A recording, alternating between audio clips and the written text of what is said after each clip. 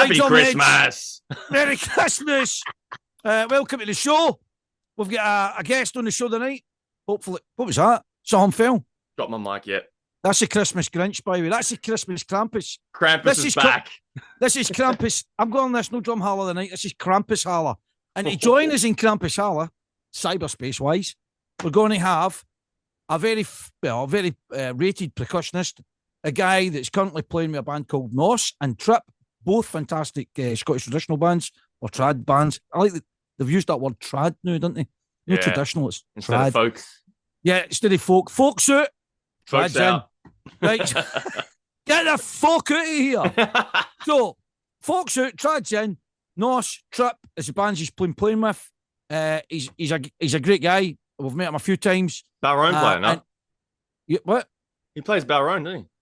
He plays the Bodrahn, aye. Yeah. But more importantly, he is like a pipe band drummer as well. Nice. So he's played at top level, grade 1 drummer, played with Fife Police. So without further ado, I'd like to welcome to the show Craig Baxter. Craigie Come on B. down. Hey. Craigie B. If I could call you that. Glad to see you. Merry Christmas. Happy Christmas, mate.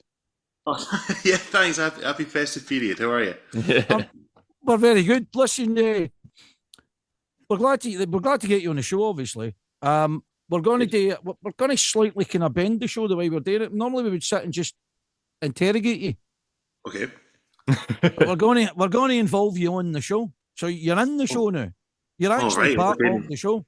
So no pressure. Okay, right. Okay. Yeah, just saddle up. Saddle up and saddle up and get into this. You're allowed. You're allowed a drink because it's meant to be like Christmas. Obviously, for the magic of social media, obviously we'll be too busy doing our own thing on Christmas Day. But this is our unofficial Christmas. You know what I mean? It's the Christmas episode. Wow. Okay. Yeah. It's not mean. Hey, listen. It's not a cheap show, Craig. You're on the big show. This is like the Christmas edition. You know what I mean? We're not hanging. We're like, who could we get? We could get MD. Who could we get? Craig Baxter. That's who's coming for Christmas. Craig. Bags of fun. Oh, I'm emotional. I'm delighted. Oh, nice. Hey, glad you're emotional. As sentimental as you want, yeah. Yeah. So basically, what we're firing into tonight is the first thing we're coming off the top of your heads, right? Was we've had to buy ourselves Christmas presents. Do you get into a bit of that? So well, for instance, Jace, what have you bought yourself for Christmas? Right. First thing, it's pipe band related, yeah. So I bought myself these Rahima sticks. Craig Allen's. I don't know. Do you know who Craig Allen is? Is he a big guy? Big fish? Oh, Alan Craig. Oh, yes. I've got his name wrong. Alan Craig. Yeah. Hold on, upside down there. Yeah, Alan Craig. Yeah, he's pretty well known. Yeah, as he so.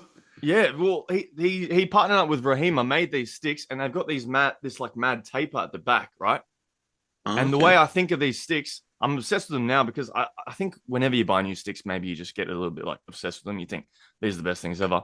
But these are like real similar to actual drumsticks, like 5A stick. These are kind of like weighted, the closest a pipe band stick would get to it. That's a present I bought myself. Craig, what have you bought yourself for Christmas? You've been dropping hints, right? You've been wandering around telling folk, listen, I'd like this. Oh, I really like that. That's a great thing, that.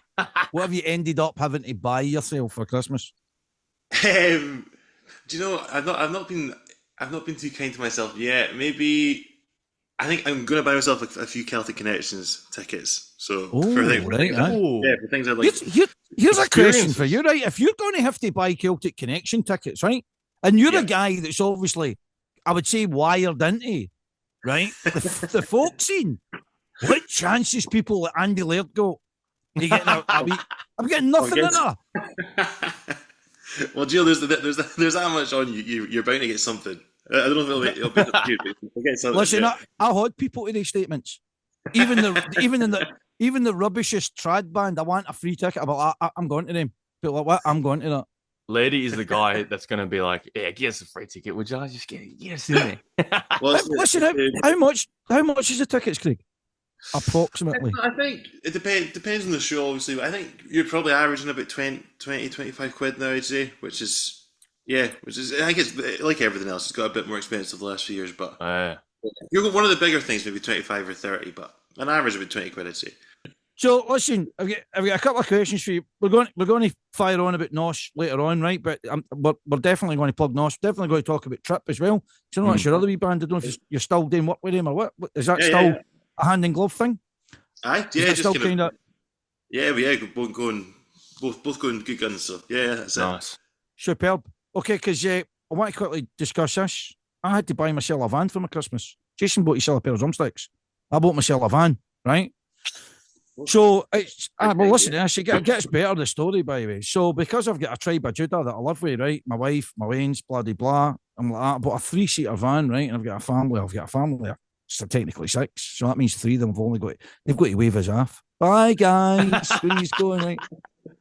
So that's a cost that I'm going to have to incur, right? To rectify this problem. So I'm going to have to pay for 3 seats to get put in the back of the wagon, right? You get that? However, here's my point, Craig, right?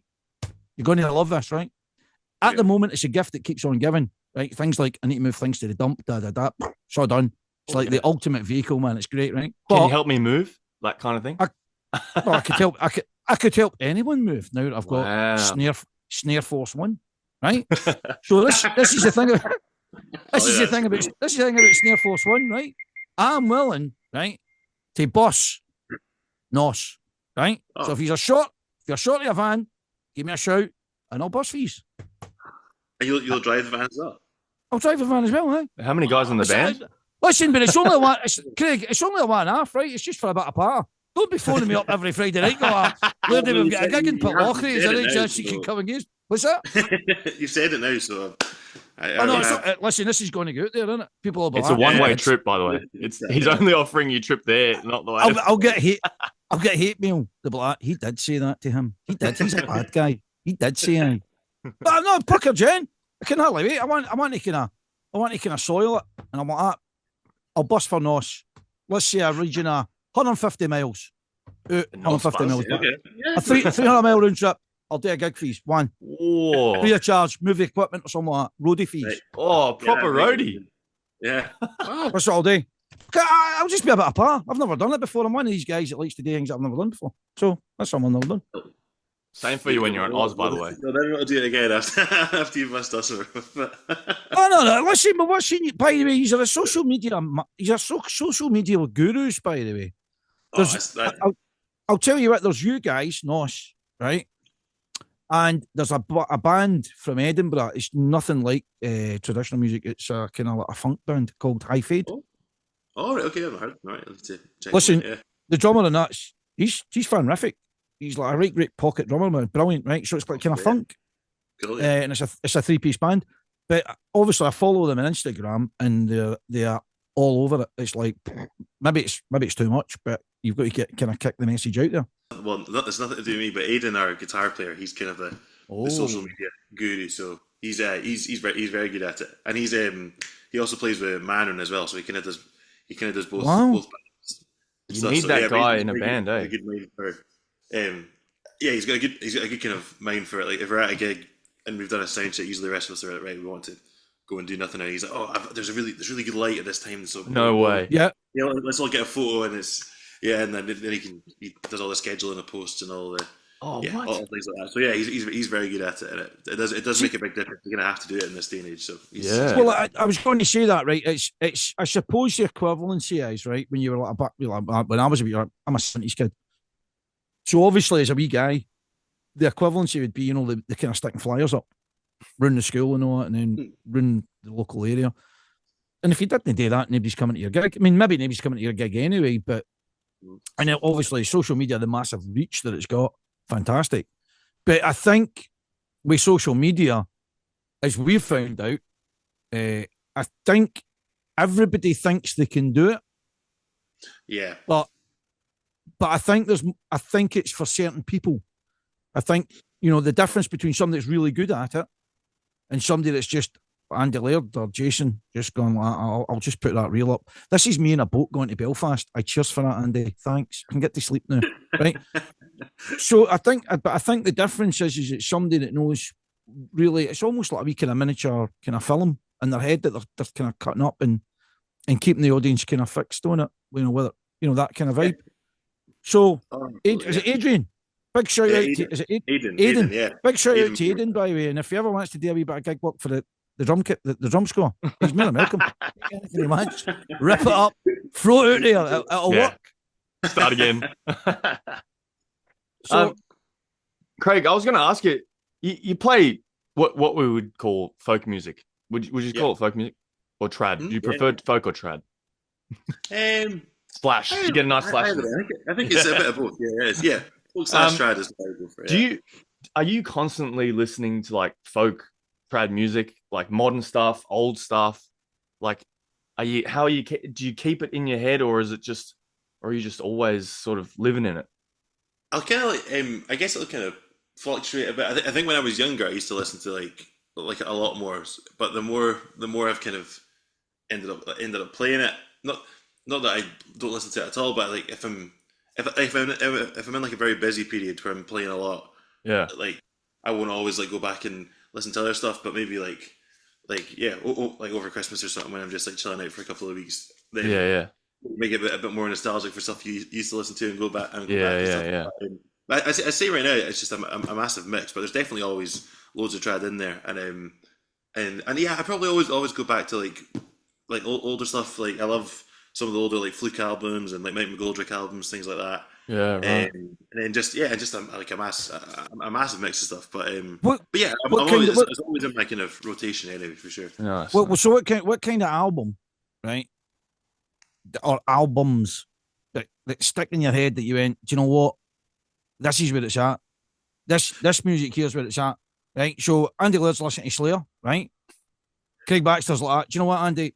You want to actually get this from your ears now, and or do you know what I mean? These kind of albums that this is kind of set you on a sail. Do you know what I mean? Yeah. So what kind of albums can you remember? Anything that just made you? Because I remember my first kind of folky kind of thing was like, I don't know if there's an old band for the 70s called Horslips, right? And they done that thing where it was a kind of metal folk crossover, right? But it kind of worked, right? So fair play to them, doff to them, right, at the time. And it was something that was kind of, I suppose, new. And then you had Aussie and you had other bands like that. And then you'd like, Battlefield Band and Capper Cayley. And that was kind of, and they were kind of big. I mean, I remember how big Capper Cayley got. It was they get kind of phenomenal on a kind of almost kind of global stage. I mean, I'm saying phenomenal, not need compared to Taylor Swift, but but what I mean is just from a traditional or a folk perspective. Oh yeah, they're huge. Yeah. You know what I mean? It was kind of huge, and so what kind of band do you think went to you? I'm switched on to that. That is, you've got everything else, but that's what I mean. I think for like folk or trad stuff, like the bands when I was first getting into it, was because it was probably around like kind of 13, 14, 15 sort of time. Yep. So I was playing in pipe bands, and I think the sort of gateway bands from doing the pipe band stuff, and then hearing folk stuff and being like, oh, I'd love to do this as well. It was I think like probably because it was a kind of kind of related to pipe band stuff like that. Just all the bands that had pipes in them initially. So like Ruda would be one of the first big ones. Ruda and Breivik actually are the first two that I remember hearing and being like, oh, this is really cool. You can do this, in a non-competition way, And so there's that first. Is it the first Ruda album? Is it just called Ruda? I can't remember. But yeah, it's got a sort of kind of blue-black cover to it, and there's like a. I know what you're on about. That's terrible. So here's the question, right? So a 13-year-old, right? You're in a pipe band. What pipe band were you in? I was in the Royal Borough Stirling pipe band. So right, okay. Incidentally, they've just changed their name to the City of Stirling. Do you know? I saw that. I was actually doing that sort of just like a corporate sort of gig at Stirling Castle the other week, and they were playing it as I was leaving. So I said hello to the ones that I knew, and the City of Stirling. Is that I think it's called City of Stirling. I don't know. I mean, I listen. I understand the fact that Stirling's became a city, so obviously that's a kind of branding there. I kind of like the Royal Borough of Stirling type thing. That sounds nice. And by the way, I wish why, but yeah, I was it's like one of the ones. It's like, listen, I wish them well. I mean, you need to change, right? You can't just remain. The song doesn't remain the same, right? But You need to change. But what I would say is I kind of like the Royal Borough of Stirling. It was kind of something kind of almost unique about it. But you've got the City of Inverness, you've got the City of this, City of that, City of them, City of that. I'll be the City of Stirling, right? Chip, right. So that's my only thing. But obviously, the reason they've done it is maybe it's bigger than just the name, as in it's branding, it's a corporate, it's who's maybe sponsoring the band, how they get success through that. I get it's a bigger picture. It's just as a wee kind of pundit guy, I'm like, I kind of like the name of the Royal Borough. I'm sure they've got a good reason for it, but I was a bit like, oh, that's I bet you're like, oh, that's me. I now feel ineffective because I can't use that. People will be like, who? You're like, Royal Borough Stirling. Who? You're like, it was a band once, right? They've changed their name now. Then you need to go and explain everything, But there was 13-year-old, what grade were they? Well, they had I think maybe they still do, but they had the two bands. I started when I was like 9 or 10, just learning, and then I think I first competed in the 4B band when I was. Who's your drum instructor? Who's your tutor? Well, it was kind of at the very start. Actually, it was Scott Biddle and then Stephen Nelson, who were both kind of studying the RCS trad course that I ended up doing further down the line, and I think they would just come through. So they weren't playing with the band or that, but they would just come through on a Monday night just to tutor some beginners. And then it was a few different people. There was a guy, it was Bobby Dewar, who was just kind of, who was like just the leader of the grade 4 band at the time. And then a guy, Ian Russell, who's from Inverkeithing, and he was lead drummer of the grade 3 band for a bit. So when I went from grade 4 to grade 3, I think he was lead drummer for the first season or two. And then the guy George Walls, who he's back. Yeah, so I think he's gone back now. He's back now. I know that he's back and he's in charge of the core. I'm very interested. I know it sounds mental, right? But it's interesting you talking about this. But I'd be very interested to see how they get on. I know their pipe major. He's quite a successful piper. The army, yeah, that's right. Yeah. And I know. I don't know George Walls, as in, all right, George, how's it going? But I know of him. And so it'd be interesting to see how that band kind of goes. I think I'm going to throw it out there. I think they'll do all right. I think so. Yeah. I think the stars are looking okay for them. I've not heard them yet, so I could be talking rubbish. So any drumheads that are out there listening, they'll be able to go, no, they're rotten, Lairdy. I heard them. You know what I mean? It's great, isn't it? The petty pond that is pipe band drumming, man. It's great, isn't it? That's it. Like, you hate and love it in the same breath. It's like, you'll not. Oh yeah. You go right to that. Guess what I've heard. Is that what? No, what took you out of it, Craig? Is that how you ended up switching more over to folky stuff? The pressure of competition and like the dream of touring the world and all that.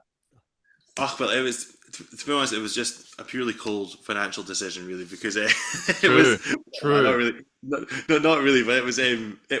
I think yes. I was at Stirling for a few years, and then I was playing with Fife Police for like 4 or 5 years, and then I was So I still my last season that I competed was like my first year of university. So when I went to university, I was hoping maybe in a few years I'd end up playing some percussion stuff in some folk bands, but I wasn't like, this is what I'm going to do straight away. But just very luckily we started the band Trip that I play in first year, just be looking to meet each other. We're all in the same year, so we just started a band. And then there was another guy, Gregor Kincaid, that played in Gnoss before me, and he was only out for about a year, I think.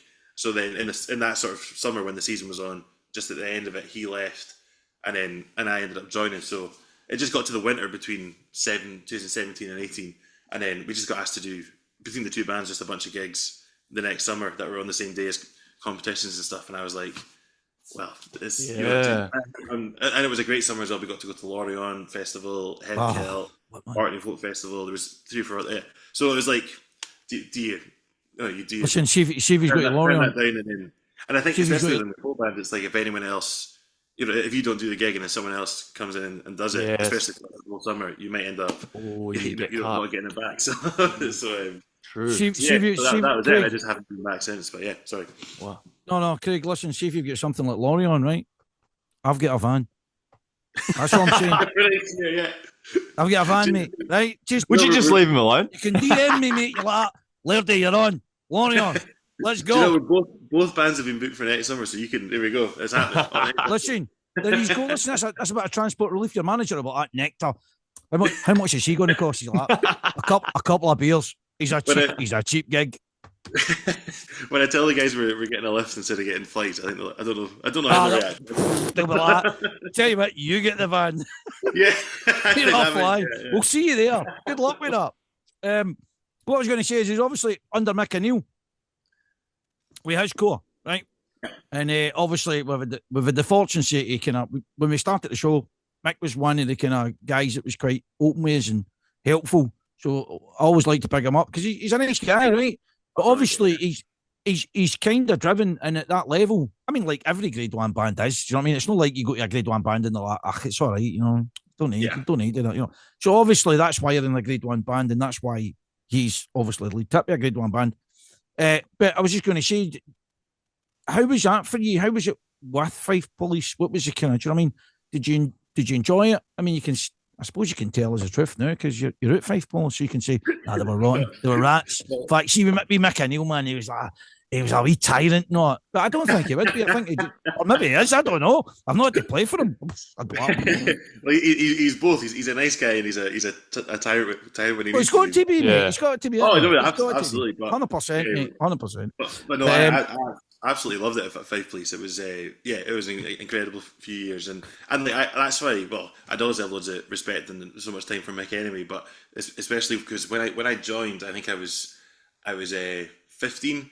So and it was, I think it was like the winter between 13 and 14 seasons, and but I went, and there was the band manager at the time. He was like I think he played pipes when he was younger, but he was like a policeman, and he was all very much like making sure everything was done by the book and all things like that. And so when I went to do my registration form, I was still 15, and apparently it was a rule that you couldn't be in the police band until you were 16 for some, I don't know, reason.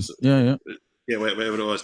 But Mick I think I was pretty much the same height I am now. I'm about 6'5". So Mick just thought I was 16, and then so he didn't notice until the form went through, and then he had to come up to me and be like, "Craig, I'm really sorry. The band manager says you can't really join until like halfway through the season." And he was like, "I totally get if you want to like go and join another band or go back to Stirling." But I was like, "Oh, I'd love to just stick it out." And he actually had me up to his house every 2 weeks just to do one-on-ones on top of doing all the skill stuff and obviously running the Fife Core. So yeah, that guy's level of work is through the roof. That guy's level of work, unbelievable. Yeah, it's through the roof. So all right, the amount of time he gave up just to just help me when he didn't really need to, because I was only going to be able to come in halfway through the season. I'd only played in Grade 3, so it's not like the core really needs me and I'm going to add loads to the core. But he just gave up so much time, and then when I did join that the first season, that was quite scary because because those guys have been practicing all winter. I went straight in, and I don't think I was particularly great, and it was just so intense. I wasn't really ready for how much more intense thing that Grade 3 band it was. It totally seems like it would be intense. Oh, it was, looking at that quality around you, like. Did you feel part of the core? Do you know what I mean? Was it a core that was? I know this is like Grade 1 again is a different kettle of fish, right? So what I mean is you can be friendly, but if the guy's not up to it, then you're not that friendly. You're like, mate, you shouldn't be here, mate. Come on. Do you know what I mean? You might be a nice guy. I might be a nice guy, but this isn't doing anything for the both of us, so you kind of should be here. Was it quite? I think in that first season that because it would have been like I think I played at Forest, and I don't think I played at the Martin of the World. So I was kind of just like soft joining the band in that year. But in that summer, it was hard to kind of integrate straight away because the guys have been playing together for a long time already, and the new guys that had joined earlier that year had been there the whole winter, been there the first couple of competitions, and obviously I was like only just 16, so it's not like you could all go to the pub and stuff after. So that first season took a bit of time, but then from that season onwards, I just loved it, and the guys in the band at the time, and absolutely they're a great bunch of guys, and it was a nice mix as well, because there'd be some like guys that Mick used to teach at Jared Watson's who are like so sort of younger guys that are all in uni and stuff, and then a lot of the pipe core like were like I played at Shots years ago, or with some of the other Fife bands, and we're kind of like proper like just like old school Fife guys that really crack as well. So, and it was just a brilliant mix of guys. We all got on really well. We got to do a couple of trips away to we went away to like Virginia and stuff with the band to do the Virginia Tattoo. So yeah, so you got a couple of trips like that really kind of brought everyone together, and but I loved it. A brilliant bunch of people. So that's awesome. But did you go to the RSO whilst you were at Fife Police? Yeah, so just what is it? The Royal Conservatoire? What is it? The Royal? Aye, that's it. Yeah, that's the one. Yeah. But I went when I was just at the end of school. So I think I would have joined Fife when I was in like 5th year, so my second last year of school, and then in 6th year, and then played another year in. But my first year of uni, and then and that was my last year. So so I was there until the end of my first year of university. Yeah.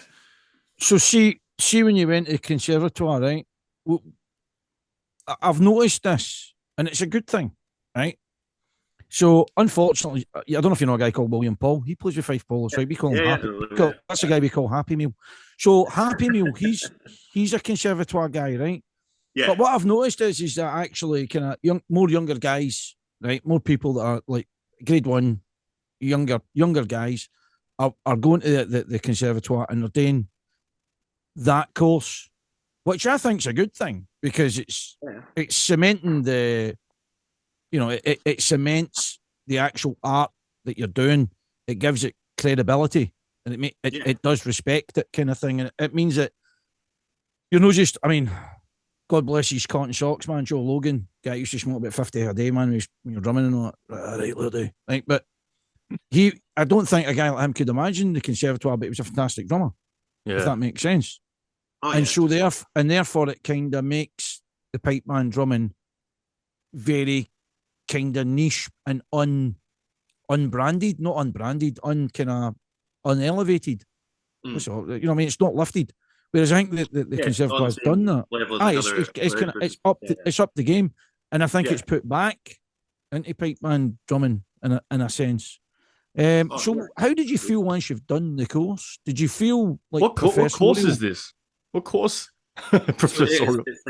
It's like a bachelor music course in traditional music. So so I think there's one at the conservatoire, and then there's one at the University of the Highlands and Islands. So there's only like 2. Have they got one? Have they got one? I didn't know about this. By the way. I don't know if it's actually specific to trad music, that one, but you can do all the like trad instruments as your first. Right. Okay. Okay. Get it. It is, but there's only 1 or 2 anyway. But it was that. So course, and I take it you had to audition for the course. What did you do for the course? What was your audition? What was your piece?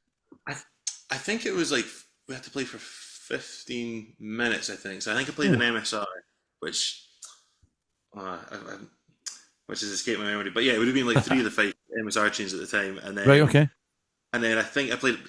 I think I set hornpipe and jigs, and then I didn't really play the Bodrahn, much or if at all at that time. So I think, but I wanted to get across that I didn't just want to do stage drum stuff. I think I might have played a set on like the cajon or the djembe or something, just with the pipe. So I think I did three sets, and then you just get a wee interview with.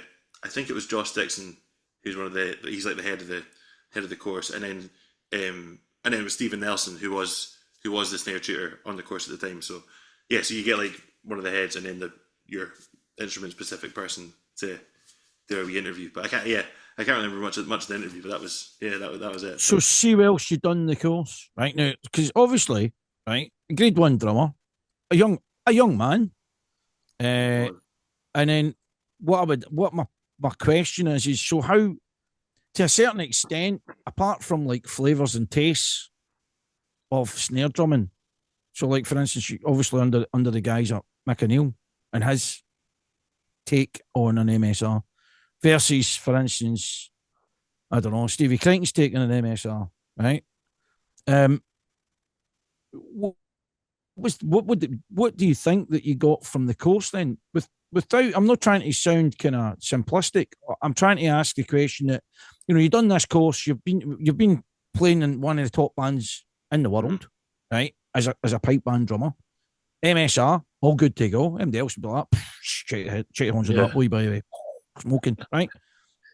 So what did they impart to you? So what did the instructor give you? What did you get from that? That, say, for instance, I'm not saying that you never got from Mick, but what was the advantage to it? Well, I guess I'm probably the worst person to ask it as an example, because I pretty much don't play the snare drum very much at all now. So I was one of the people that did it when doing it as a first study, and then 2 or 3 years after, I'm not really doing it much. But when I was doing snare drum as my main instrument, because I did that for the first 2 years, and then I swapped to Bodrahn as my, so I kind of swapped them over as like first and second study. But when I was doing it, I guess the biggest thing would just be kind of getting a more sort of just getting a more rounded idea of like different styles to create your own style. Because I think I guess that would be the big thing with RCS, is like they would want they just kind of want you to come out as a more kind of rounded musician with a better understanding of whatever instrument you're playing and just the general scene you're going into, or just general music. But Stephen, who I had initially, was great for that as well, because he was just very open when you went in, and he would just say what is it that you want to get out of this? Do you want to get better at like your theory, your score writing, or even if it's just technique and rudiments, or like just whatever aspect of it that you wanted to work on. And then obviously he'd get to know you as a player, and he would tell you what he thinks you need to work on as well. But but he was great, and I think he had a really good sort of database of stuff as well, because we would like look at he played in Jim Kilpatrick's score for years, so he had a big sort of database of all Jim's kind of classic stuff. But then he had a lot of like kind of like Swiss rudiments and stuff that we would sit and work on, and then read Maxwell scores, and just different scores that you got from different folks. So and I think maybe if he thought that you were if he thought I was like only playing in mixed style too much, he would just be like, you don't have to do this in competitions or in a recital. But the bad man can't touch you now. The bad man. You're safe, Craig. You're safe. Yeah, no, I was using that as an example. He never said that. That was an example. So before we go on to talk about the Bodrahn, whatever you might call it, before we're going to go and talk about that, but just one last kind of thing about the pipe band snare. Yeah. So obviously the guys, like the whole point of the course that 2 years is obviously trying to kind of open you up to a further gambit. And see, like, obviously that you're there. What about this? Would you consider that? What does your writing look like now that you've kind of been in depth into that kind of thing? What do you think of that then? What have you came away from then? For that 2 years, what have you? I mean, no offence to Mick O'Neill, fantastic, one of the best in the world, as far as I'm concerned, right? But did it make you go, maybe no, maybe I prefer this, maybe I prefer? Does that make sense? Did it change you? Did you go, I love Mick's stuff, and I mean, once you've been working for Mick, I think you would have that kind of thing, and that's a drummer thing. Once you go to some guy, that's the guy, and that's it. It sticks to you, but you can do other stuff. Do you think that's? Do you think that you've thought differently and thought maybe actually I've got a new appreciation for somebody else? Yeah, I guess. I think if I was, if I was still playing a lot of snare drum now, or like playing my own stuff now, I think I'm pretty rooted in this, like certainly like the MSR style that Mick could play, and I just because I really enjoy playing that as well, just especially like the marches and the reels, they've got loads of kind of dot and cut and swing in them. So I think just because played those MSR scores so many times at band, it is kind of just in your head. Yeah. So, but if I picked the sticks up now and was playing along to a 2/4 or a MSR style reel of that, I still kind of find myself playing in that style. Yeah. For other stuff, or if I was like writing my own scores, I don't know what sort of style it'd be most similar to. And I should say as well, all the way through from pretty much the whole time I was in Fife, I was also in like the National Youth Pipe Band, which kind of similar to uni was a really good, just a really good way of just kind of opening opening up your mind and your style to playing different stuff, because like other guys in the band would write scores, but like maybe you'd have one guy in the band that was playing in the short score, and then another one playing for Inveraray, and so like so you get a bit of their styles, and also they would be getting bits of their lead drummer styles. So the whole I think the whole time through that period of maybe me being like 14, 15 up until I was about 19, 20, I was getting quick like a really good mix anyway. So I don't know what I would call like my own sort of style from that, but I think I'd had the most experience playing obviously mixed stuff, and then stuff either from Jim Kilpatrick or from guys who have played under him, from Stephen Nelson, and then I later got taught off David Henderson, who's now the Glasgow Police lead drummer.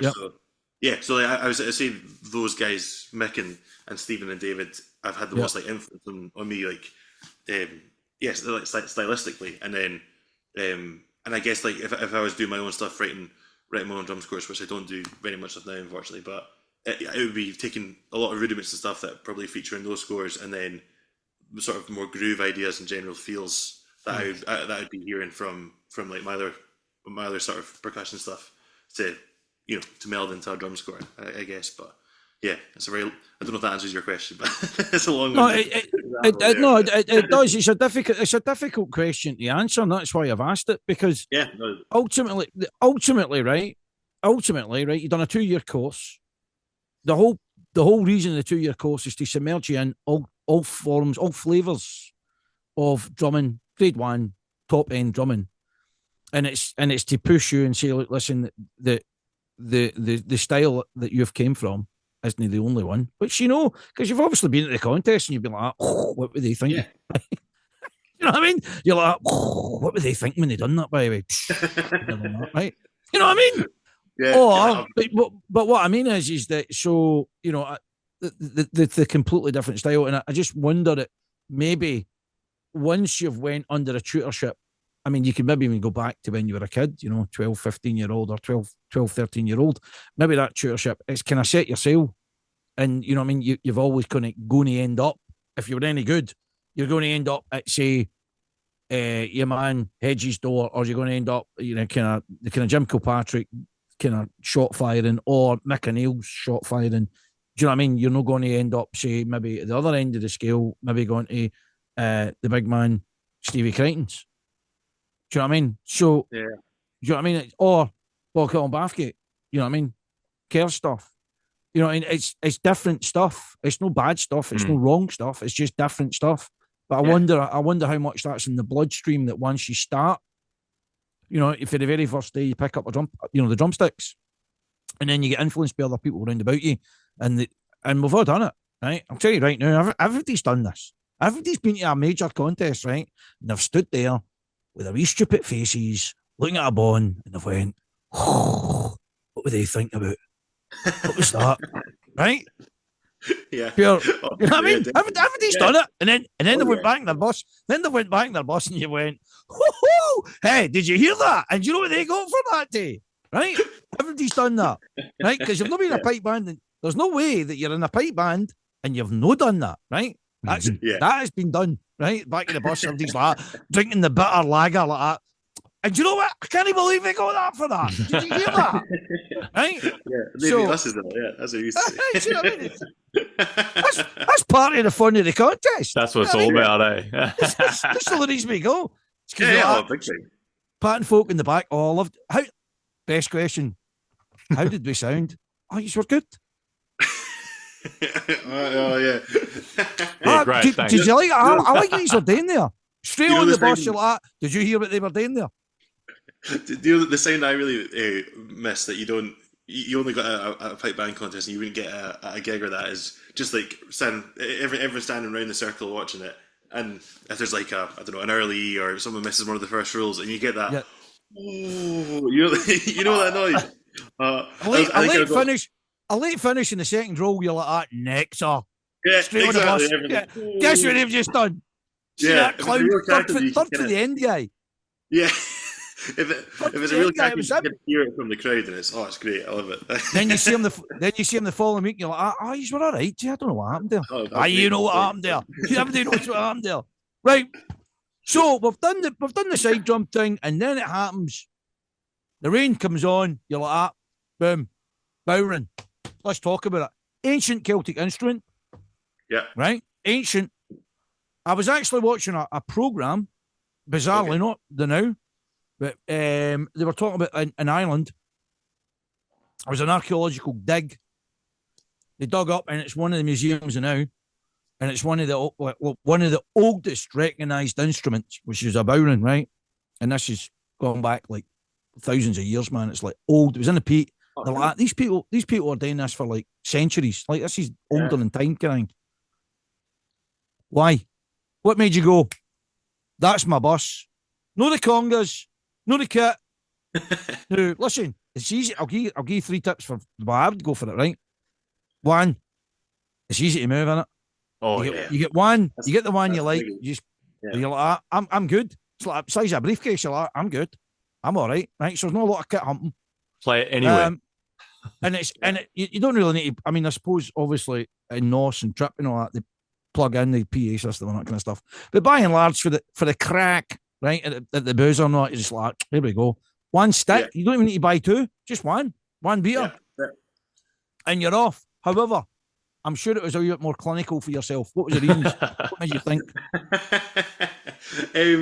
I guess it would be like a similar thing to what I was saying about like how I got into listening to folk music and stuff. It was just like some of the first bands that I was probably hearing. Like I mentioned Rude earlier, David Foley that plays in them. I remember seeing them as a band, and then I was like, oh, that's cool. That sounds amazing what he's playing.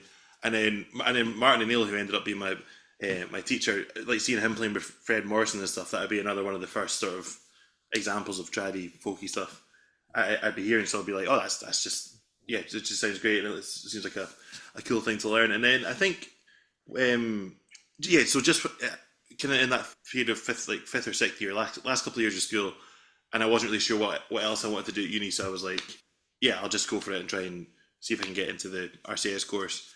And then I just saw a lot of my friends that were just a few years older than me that were playing in maybe other pipe bands and stuff that were doing the course, like mostly pipers, but some drummers as well. And they were all like playing like whistles as well as pipes, and getting flute and other stuff, and then get into playing with other musicians and stuff. So I was like, if I'm only going to play snare drum, it does kind of somewhat limit you if you want to play with a guitar player or an accordion 100%, player, 100%. fiddle player. So yes, I was just kind of like, what would be the thing that would make the most sense. So I guess it was more as initially just as a vehicle to be able to play with other musicians rather than like that's what I really want to play. But then as soon as I maybe not as soon as, because it's a very frustrating instrument to learn for the first few months or whatever. But once again, I know as well. Which I told people before. Listen, this is a disclaimer though now, right? This poor man, right, was infected by me. I had to go around to his flat and he had to put up with it. He had to put up with the stupidity of me. He's like, I can't believe this guy's a solid man. So what I was going to say is, and this, I need to get this out here, right? So like for years, right? And I said this to Craig. So like for years I thought I could play the Bodrahn, right? Honestly, I actually thought I could. That was the worst thing about it. This is the horrible thing. And I want everybody out there to know this, right? There's people out there that think they can play something, right? And it's not their fault. Listen, I get that, right? Because I was that soldier, right? So I'm like, I thought, right. So I've probably ready to tell Craig that story, but I mean, basically, this is for folk that are watching it now, right? So basically, I was a wee guy, right? The only kind of trad band that was kind of big that you'd see on the telly was the Corries, right? And one of the Corries had the Bodrahn, right, the Bodrahn. And I was like, that's get Laird Day written all over it. That is my instrument, right? So as God's my witness, right? I remember this. I just sat for ages, man. I got one. I think it was a cheap one when I was in Edinburgh. I was living in Edinburgh as a young guy. I got one and I just sat and I thrashed myself in this, right? And I realised it was like, can I triplet form? I thought, right, it's kind of triplet. And by the way, my tutor is a guy out the Corries. I mean, that's about like saying, some sniper wants to learn the pipes. You go, I'll go round to Andy Laird's house. I'm sure he'll be showing me a tune in the chanter. Right? I'm like, aye, you just do this, mate. Like that. Right? It's the same thing, isn't it? It's like the absurdity of this. So my bottom line is, and then obviously as time goes on, you go, wait a minute, hold on. This guy, like Craig Baxter, and all that, they're doing stuff that's amazing. And your man is a guy called, I can't remember his first name, Gleason. I watched him on Instagram. Is it Gleason? I can't remember. So, and then there was a wee guy in some Irish family that was doing the kind of rounds, and I was like, what is this guy doing, man? This is like magic. This is like thunderbolts coming out of this wee guy's kind of wrists. And then that's when I realised, don't you ever turn up to any sort of impromptu crack party with a Bodrahn, right? Because somebody that knows how to do it should lawfully be able to walk up and just crack you right in the jaw. Yeah. And they'll go, and you know what that's for. They'll say that as they do it, right? As they bang you out, they'll just go, you know what that was for? And you'll be like, fair play. Just put it down. Just put it down. I'm talking about it.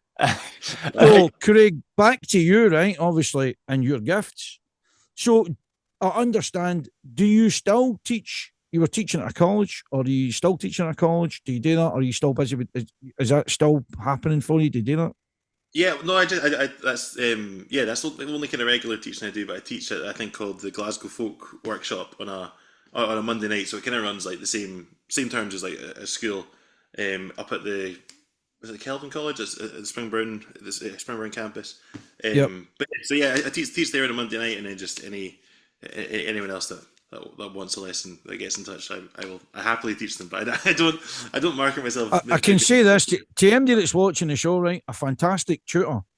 Oh well, shit student, no. Right?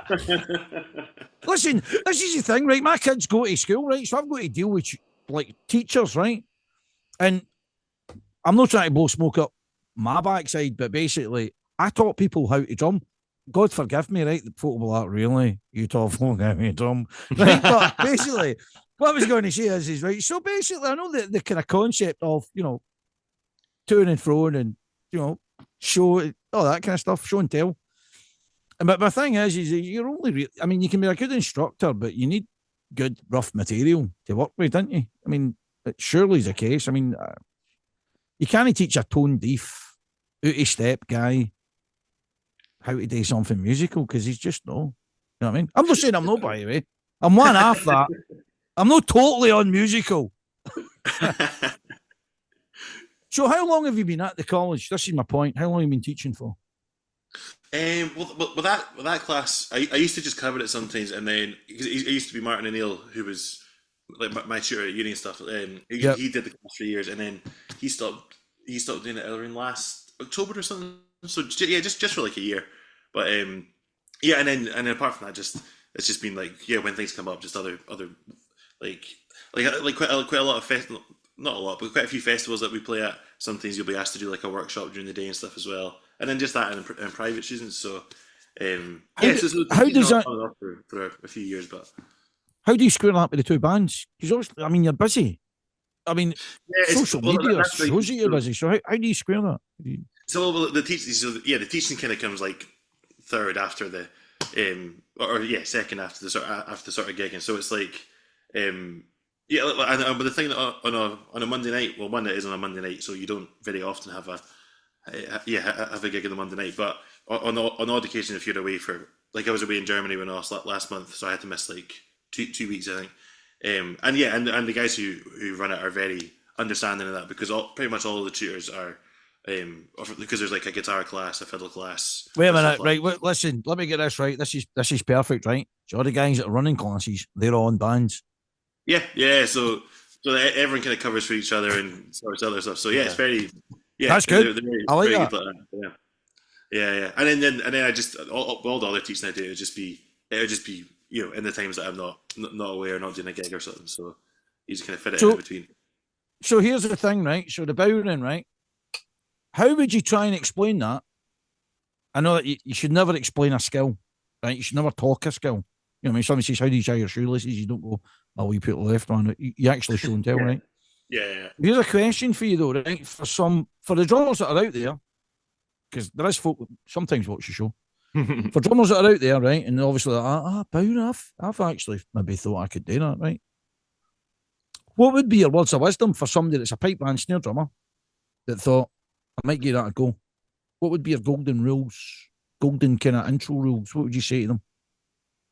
I say, I think the most important thing, because it is like you were kind of alluding to before when you're saying about, people just, pick it up in the pub. I think that sometimes what can give the Bodrahn a bit of a bad name as an instrument is because it's very accessible. Like you can pick one up, but you can hit it and it makes a noise. Whereas like you couldn't pick up a fiddle or a set of pipes or something and hit it. So a lot of people think, oh, I've play a bit of drums already. I did this myself as well. Oh, yeah, I could kind of teach myself for a bit and then see how I get on. But I would say that the biggest thing is get a lesson or a couple of lessons from someone that vaguely knows what they're doing first, just to get the technique and stuff, because it's a simple enough technique to get, like in terms of holding your stick and just holding the drum in the right place. But if you can get that first and then just do the very same as any drum, but just do the very boring rudimental stuff repetitively, then when it comes to doing actual patterns and grooves and changing tone and stuff, all that stuff is way easier. But so like just it's a pretty obvious thing, but get some lessons, get the technique right, because if you don't have the technique bang on first, then everything is way harder, because everything comes from the same technique pretty much. Like you said, it's the same. Like you get your rudimental techniques, right? But you take a snare drum or a drum kit or whatever, and you turn it on its side, and you take one hand away, and you're still doing doubles and triplets. There's paradiddles as well. But yeah, kind of. They kind of marry with the like one hand. But yeah, does it translate well? Does it actually? Can you sort of still apply it, or do you have to just apply a completely different way of thinking? Yeah, I guess the way I would kind of try and think of every part that I'd be playing would almost be like if I hear like first you're kind of hearing the tune that you're accompanying, and then maybe you're hearing what the other chordal accompaniments doing, like guitar player, piano player, whatever, and then just basically picking like, and I guess maybe you do this with writing a drum score as well. I don't know, but like just picking kind of your accents first.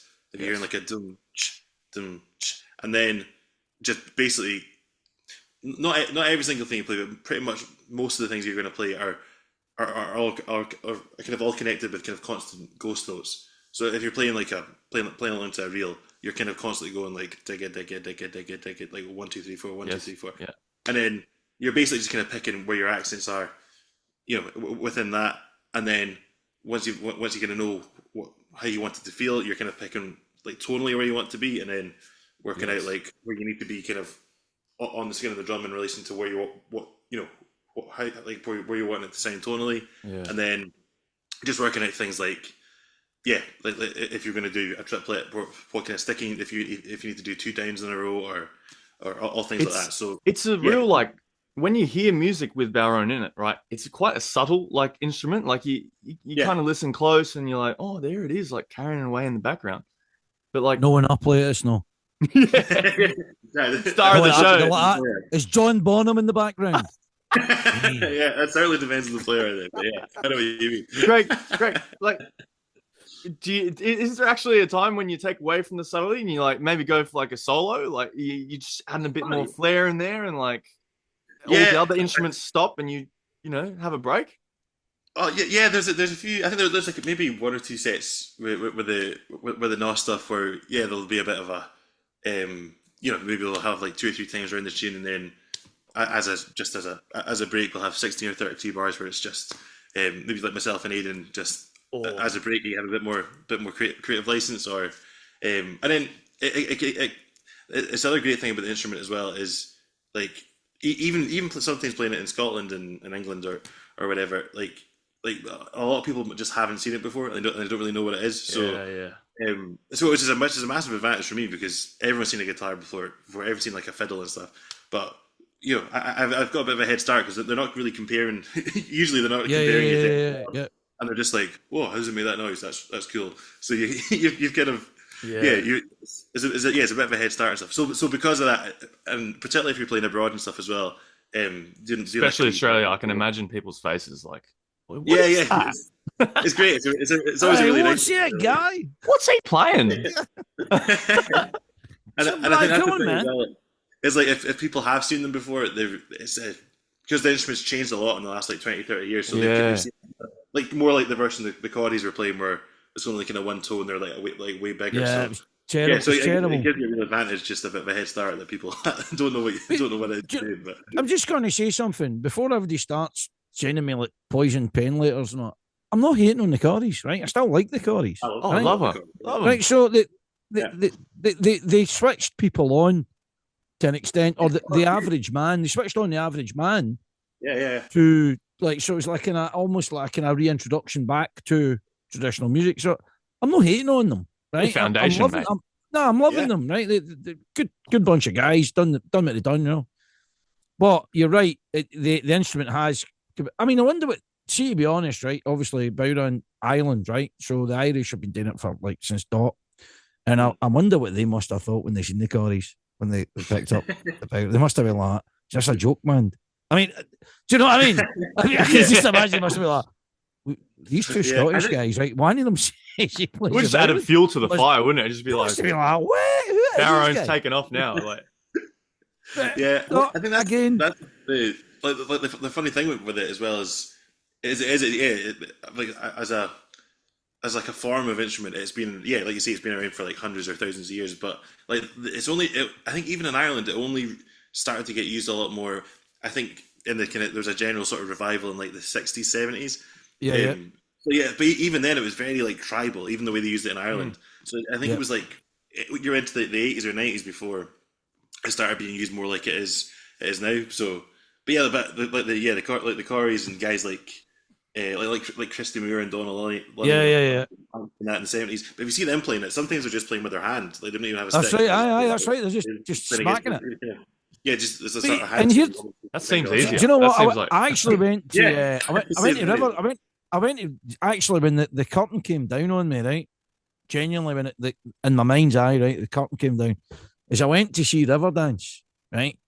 Yeah. I think it was some period in the 90s, right, when Riverdance was doing the rounds, and I went to see that in Edinburgh Playhouse, and it was a guy playing a violin, and I was like that. That's it. There's no Santa. That was it, you know. That was the no Santa bit. That's when I realised Santa Claus doesn't exist. He does kids in the show, by the way. That is real. But in my mind's eye, that was my no Santa. But you get the point. I was like, but I felt like, not just a fraud. I just thought, what were you thinking about? You've been doing the rounds in Edinburgh pubs, man. What have you been thinking about? That's when you realise that Barrows actually make like a nice piece on the mantle or like on the wall, like they actually look good as like a piece of furniture. It's a fantastic instrument. It is. Oh yeah, it's great, and I think that's the cool thing about it as well. I think it's a really funny thing is like I still get that all the time, even I'll play at a gig and then someone comes up after and they're like, so is that a barrow? And I'm like, yeah, it is, yeah.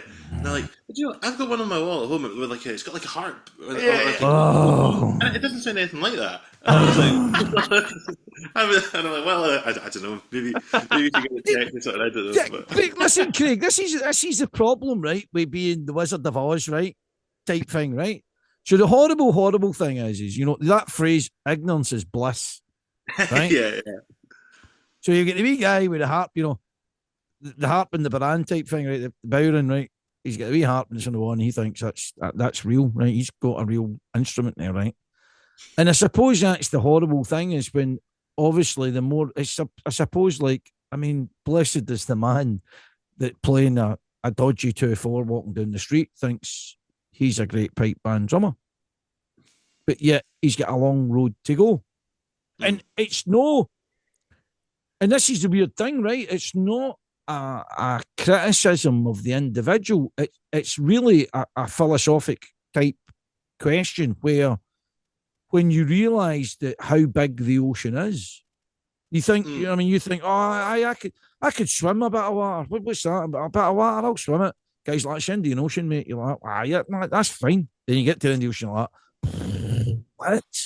The more you know, the less you know, isn't it? Well, that's right. The more you know, the less you know, type thing. So I'm trying to take some sort of solace out of this. I don't know what I'm saying to myself. Pretty much, I'm saying, Lairdy, cut your horns off. Just cut them off and donate them to Glasgow University, and they can put it on that. You know that mad bit where they've got all the guy with the kind of willy and the formaldehyde? No, just oh yeah.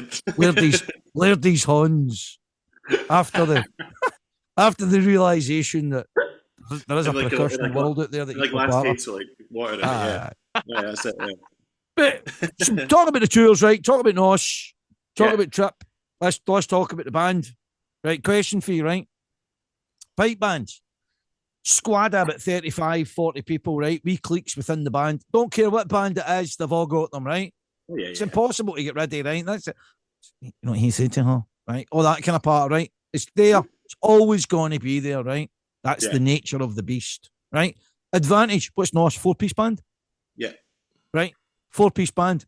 Let's be honest, though. Is it a marriage made in heaven?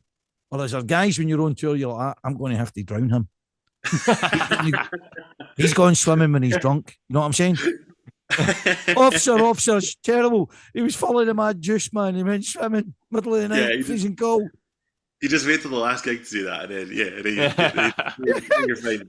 But no, I am very lucky. Maybe it's that case where if you don't think anyone in the band is annoying, it's you that's the annoying one. I don't know. True. That's good advice. Yeah. Every pipe band I've been in, they've been smoking good people. They're like, it's him. Get him out. It can't be me. It can't be me. No, have a good look at myself. But like between the two bands, I'm really lucky. Like with Trip, because we started that first, and that was literally just like my first.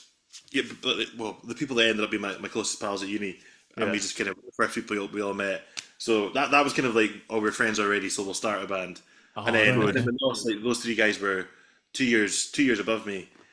But like Connor Sinclair, who's the flute player, but he's obviously one of the best kind of competition pipers going at the moment as well. So he'd been in the youth pipe band. So I'd probably known him for like 3 or 4 years already. And then, but yeah, just those like Graham and Aidan, the other boys, they're just very, very, very easy to be away with. And I think the thing is as well with doing gigs and touring and stuff, you kind of like there is an art to that. So sort of the side of touring as well, of like you just kind of learn. You learn when to be like, oh wait, the lads are a bit knackered tonight, so I'll be like, I'll try and be less annoying in the van tomorrow, or just things like that. You just learn how just to make it as how you can for yourself and everyone else. But not in the same breath, right? But obviously, I've been away with bands, and then we've been away for maybe a good few weeks, sometimes a month, and all that kind of stuff, right? Same thing, yeah. But what I always found really hard was if you're living in a hotel room, right? This is the weird thing, right? And you're on tour, you do a gig, or you go into a sound, like kind of stage sound type thing, go and recce the kind of the area, do what you're doing, and then you're like, right, back here, 7 o'clock tonight, and then finish say at 11 o'clock. So you're kind of nocturnal, aren't you? You're working a nocturnal kind of shift. So you're actually buzzing when you finish, right? It's like you're like, I'm totally jazzed, man. And then, so 11 o'clock at night, you're like, right, what are we doing? What are we doing? Obviously, that doesn't mean what are we doing, but we're not going to bed. No, we're up, right? So we're going. So here's the tricky thing, right? Now, obviously, a guy like yourself that's potentially touring with 2 bands, right?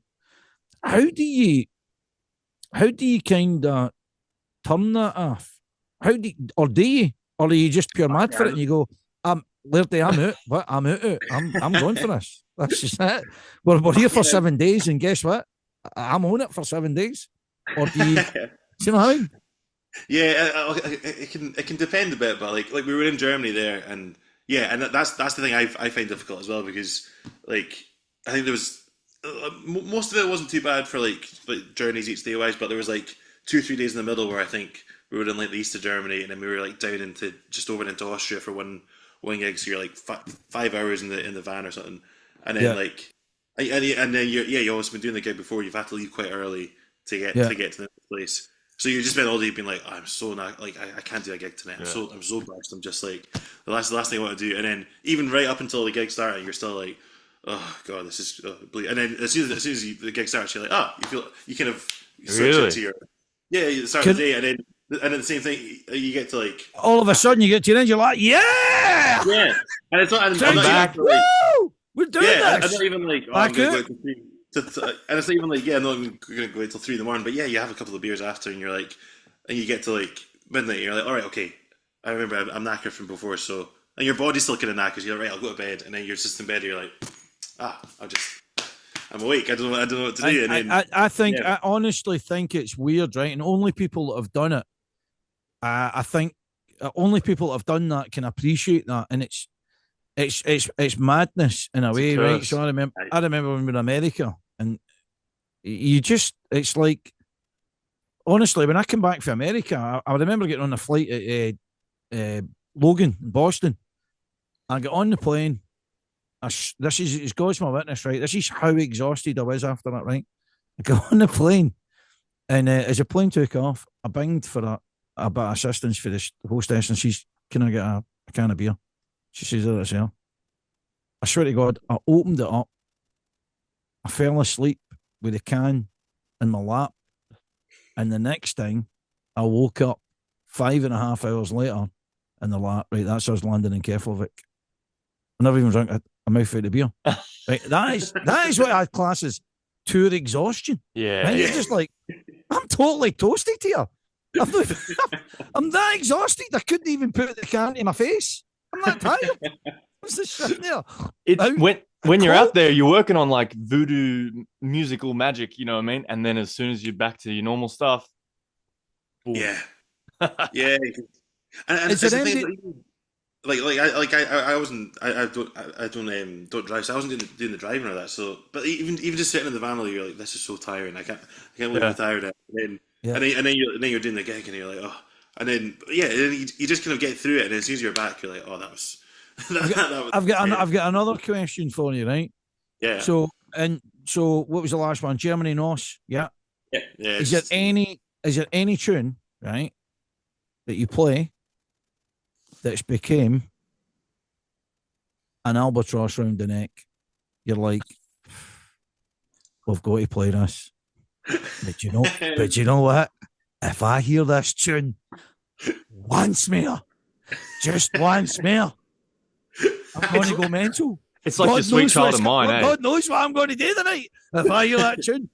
Or is there any sort? Go, Craig, go.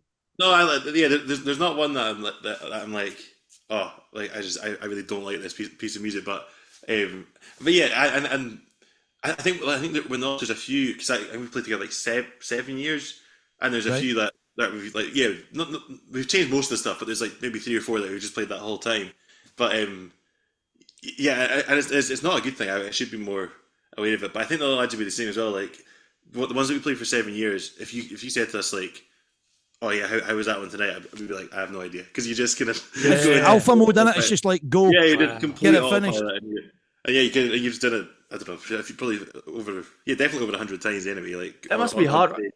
Is that hard because like if you're playing your own compositions, right? Yeah, the guys write for Gnoss. The guys write most of the stuff. Yeah. Yeah. So like, and you sit there, and if you're thinking like, oh, this is getting a bit old, like I might add this bit in, and you just do some wacky like bridge, like. Oh yeah. There's like I remember one night. It was a tune that Connor wrote called what's it called, the Duchess, and I think, and I don't think we'd even been playing it for that long at that stage. And I know we don't play it now, but it's like a sort of kind of mid tempo, like real / march sort of thing, like dum diggy bum, that sort of thing.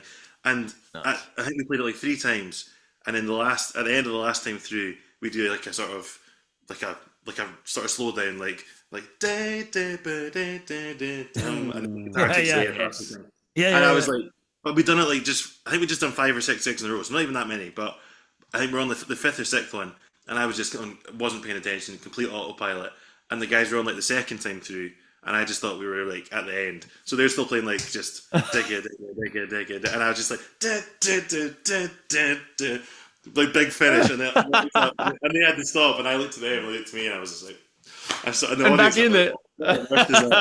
Yeah. And you're So- and you're back in the room. You're like, Yeah. we're doing I that think I just again. had to go 3, 4, and then we all had to come Yeah. back. It was so embarrassing, but yeah. So it's the risk of like, playing So- stuff too much, and thinking about it. But So here's a question for you, right? Obviously, being in a 4-piece band, being in a 35-piece band, what is the percussional like kind of part of the band? Do you get a shout at going, I think that tune's rotten, you're thinking about? I think, hey guys, let's do Highland Cathedral, but in a Jake time. You're like, no, let's no. Let's just ditch that idea. Like the burnt Zeppelin, the Hindenburg. You know what I mean? yes, that's the. I think I feel like yeah, maybe I don't have.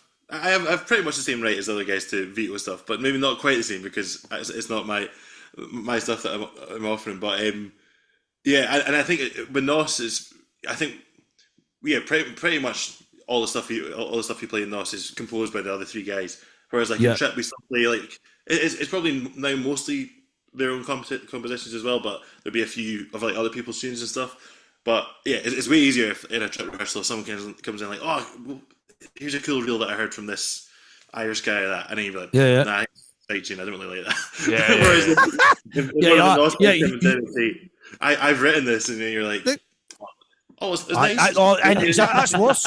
That's worse. Like, hey guys, I composed this. My girlfriend was listening. She likes it. So guess what? You're like, yeah, it's great. Thanks. that can be the other thing is like the name of it. Like Graham, our fiddle player, like he brought in a tune and he's like, and luckily we liked the tune, so we ended up playing it, so it wasn't a problem. But he was like, oh, I've written this tune. My sister's just had a wee girl, so I've written this tune for my niece, and that's the first. And I was like, oh, I hope this is good because yeah. We're gonna have to like it. Like he's gonna really want to play this. So, but luckily it was fine. So we did play it. We did. But he's like, there's no Bodrahn in this one. It's like I've written this tune. It's called Melanie's Melanoma. You're like, yeah, it's not a good idea. Luckily he's not done that yet. But let's workshop that one. Yeah. Blue Sky think. When you're playing with like a, sorry, I was saying when you play with like an ensemble group and you're the only drummer, and like and you pitch an idea, like this is my experience anyway. You're speaking a completely different language. Like they all thinking melodically, but you're like, let's do like a you're like with a in the end, and they're like, is that how you think? Is that really like you just leave that to us? Yeah. Is that all that's going through your head? There's nothing else. Yeah. Sorry, this is it. Do you by and large? I would imagine. How do you deal with the confrontation? Because obviously everything isn't smooth, right? It's got to be robust, and it's got to be. You know, it can't be, oh, yeah, that's a great idea, Steve. Oh, yeah, I love that, Jim. Oh, yeah, I love that. That's great. That's magical. Yeah, it can't be that, right? Because then it wouldn't be real, right? It just wouldn't work. How do you, is it, right, taps off outside, let's go, square go, or is it, do you know what I mean? It's only a 4-piece band. You're like, listen, I'm going to knock you out. You know what I mean? Like, simple as that. You stay it on, or it's happening. Just sort of. Or is it? You know what I mean? How is it kind of, is it frosty or is it, how do you do it? Or he's quite, again, yeah, I think we're like pretty lucky just like the sort of, you know, sort of folk we are and the sort of the way the characters merge is like, because it's not all just like everyone takes things really well all the time, but I think you just kind of learn over the years, just like you usually kind of do have just to be honest about it, because if you're going to end up doing a gig with it or putting it on an album and doing the whole recording process, like you once you've recorded something and it's on an album, but it's on there, it's not like with a gig you can do a set for a bit and then you can take it out, but if it's going on an album you have to all be pretty happy with it. So and you can potentially be playing this tune for the next 7 years, you know, every night. That's it. That's it exactly. But I think we're all pretty good at just if someone has an idea and then just being like, to be honest, I don't think that actually works, or or like. Mm, Or it might work if you try it this way, but I'm just not hearing it. And I think we're all pretty good at taking it as well. I yeah. think that's a bigger thing than Yes. like being the one telling someone that that you don't think their idea is good. I think the more important thing is actually like being able to like take a bit of criticism and then work it Yeah. into a compromise and doing the other stuff. So Really? yeah. You want to hear the artistic elements of this show? Jason's a tyrant, man. Tyrant. I never get anything I want. He's like, no, it's not happening, Liberty. What? No happening. No, it No comes in across. this, no in this podcast. We wouldn't know anything about that, what you just said. Yeah. Especially like, you're working with people's creative ideas. That's like when things can get like people can take offense easy, like. Oh yeah, big time. Yeah, and like sometimes you feel bad. Well, no, I think the biggest thing you really do try and make things work because you can see if someone's come in and like build on it, like yeah, and it can depend as well because sometimes like you're in a situation where like we've booked into we've got a studio booked to record in 2 months and we need a 10-track album and we've got 7 tracks. So sometimes guys are just coming in and being like, I've written this. I'm not that arsed about it, but then we can make it into something good. And in those cases, you can be like, nah, have you got another one? And you can be quite dismissive about it. Yeah. Whereas other times they come in, like I was saying, Graham comes in and say, oh, I've written this for my niece, and it's dedicated to her. You can tell if someone you can tell if it's something that they like, and yeah, so you kind of just learn how to read that, and in terms of how you're dealing with it as well. But yeah, a lot of the time it's not always people coming in being like, oh, this is my pride and joy, and this is what I worked. I've prepared this for a year before I've shown it to you. Like a lot of the time, you're like, you're putting not out of necessity, but sometimes you do that if you're like, right, we need to release an album next year, and the only time we can record is in 3 months. But we all do different things, so we can only meet to rehearse 2 or 3 times in those 3 months. So sometimes it is a bit of a rush process where people are just, you're just throwing a lot of stuff at the wall until something sticks and it's good. Sticks. Can I ask about your process, right? So you're saying that you'll book a recording sort of session. Are you like recording an album and you're thinking, right, guys, let's get an album out in a year? Yeah, and then booking and planning and sort of drilling the whole band together until you get to that point. Yeah, well, it can depend, like, because a lot of the time, not always, but a lot of the time, it's a lot easier to like book gigs if you have something like, something to book them for, so say yes, like we've finished recording an album with Trip, so we're so we're just kind of looking. When's the album coming out? When's the album coming out? This is the thing. I think we're doing a gig at Celtic, but we're not sure if it'll be quite ready for then, like all CDs printed. Wait a minute. Listen, Jace, this is it coming in. Segue. You're doing a gig at Celtic Connections with Trip. Yeah. Do you need them to move kit up the stairs for you? They can maybe watch. DM me the answer, right? But I'm just like I'm putting that in your head now. Look, subliminal messages. We don't want you to have any pressure for that gig. I just want to go to the party after it.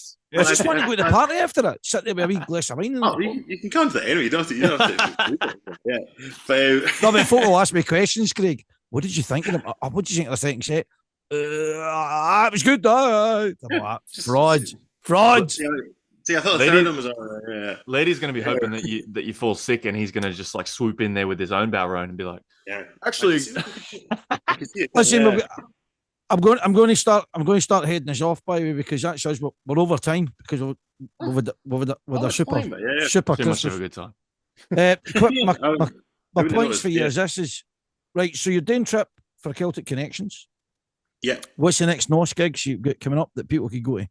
Celtic Connections as well. So I think we're doing with Trip, we're doing 2 things. We're doing a thing with the Scottish Dance Theatre on the 25th of January at the Theatre Royal, and then we're doing our own gig, which is like the sort of big album. Well, I don't know whether to call it an album launch yet, but like a new music gig right, at the Fruit Market on the 29th on the Thursday, and then the last one is at the new auditorium at the Glasgow Concert Hall on the 1st or 2nd, whatever that Saturday is, that on that weekend. First Saturday, so So yeah, and then a couple, 2 or 3 other bits of Celtic with other things as well. But that's the main Gnoss and Trip stuff. Awesome. The other thing, Gnoss and Trip albums. The album coming out by Trip. When will that be out? I think most likely kind of like late spring, early summer. I'd say just by the time we get all the stuff ready. Stuff by Gnoss. When's the next kind of big project for them coming out? When are we going to see something? I don't think we'll have a full album out for me probably until maybe second half next year, the year after. But we're going to start recording some new stuff in January. So it's just kind of before Celtic all gets going. Right. So yeah, so we'll be releasing some new singles and stuff next year. Kind of to work towards working towards an album. Yeah. So yeah. I'll say new music for both bands, which is exciting. So looking forward to that. Hectic. Okay, listen, Craig. When we finish up here, I want you to stay online, right? Because I need to get some details off you about certain things. Okay. But all that's left to say is, Craig Baxter, thanks very much for joining us on the Christmas special, right? What a pleasure, guys. Listen, I've even got a Christmas Santa guy. Watch this. He dances and plays the pipes. Look, right? I was He's playing Old Lang Syne. Yeah. Listen, my wife came in. See, I hate. Listen, this is the next episode. I've mentioned my wife again. So Heather comes in. She drops this stuff off, and she's like, "I'll make it look a bit Christmassy, right?" So I've got this pipe. I was like, "It's too pipery, right?" It's about the big Rab show. That's what he talks about. Pipers, like, pipery. It's like stick drummer guy up and tap him. Look, he's on his head. Dancing on his head. Look, there you go. Get it right, round you, pipery guy. So, starting the possession of drummers as well. Yes. Yeah. I'd like to say Merry Christmas. I'd also like to say, Craig, by the way, bear in mind that me and Jace are coming over for Piping Live Week. Yeah. Or Jace is coming over for Piping Live Week. We'll have Snare Force 1. Hopefully we'll be doing stuff in the back of that. It sounds so bad, doesn't it? We'll be doing like interviews in the back of the van. Yeah, that's the point, right? Hope it has windows, but yeah. Listen, that's true, right? We will. Hopefully we'll have an window on it. But listen, the idea is we want to park up and try and get the vibe for different people. I'm sure, hopefully, if you're over in tour, you can join us in Snare Force 1 for a wee catch-up. You happy with that? Absolutely. Yeah, that'd be great. Living the dream, Craig, mate. Cheers, lads. That was a pleasure. I really enjoyed it. All right. Okay, right. So, Drumheads, Merry Christmas. Catches. Merry Christmas.